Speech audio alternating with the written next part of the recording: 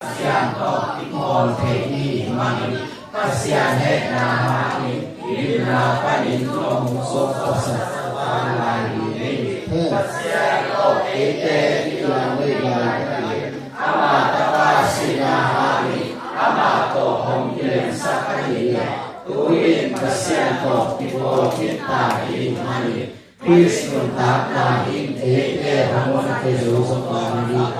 Kilo 11 kilo la pasian to hong kilen sak kilo pa Yesu Krista ni pasian tu mati wang ma hi ara le Krista nam nam tual ni ta ha ni chu ma mo na hong ko na wa mo na ha ni si na hong kya ni ni ne pe mo ba ni ba ni wa ba sia ni si na hong tung ni tu ha ông mà cái tiền lấy tu ha một na na một kia tu ha ông đầu na mu na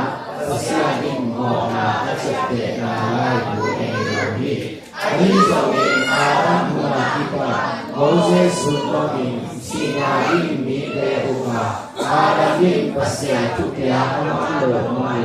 afya ni afya na yo mi te na mo Sina putwai tak hede ini Arab de ampelani kongani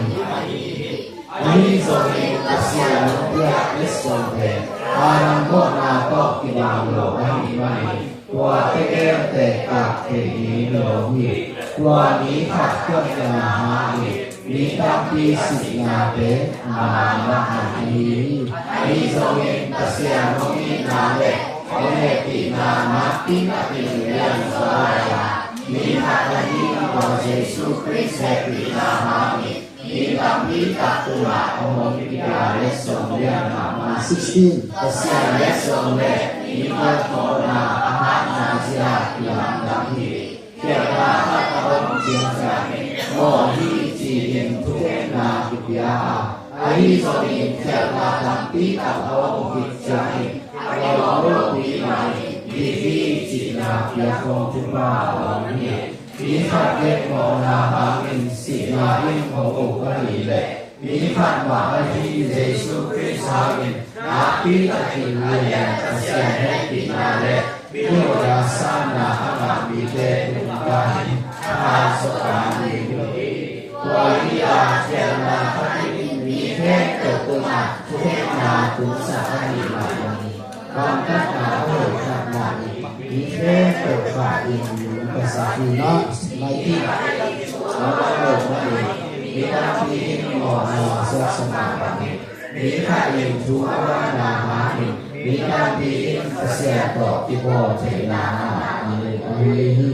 thể là các xem là đi thu cao một cái bia đi Ahi rồi kẹo là các con là mua nó các xe đẹp thì là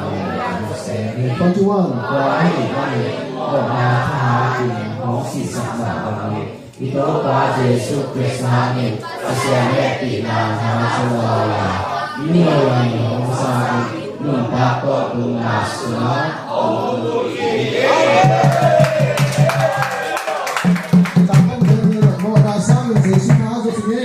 Một nhà sáng đến Giêsu thả gió. Cái đấy. Một nhà sáng đến Giêsu thả gió.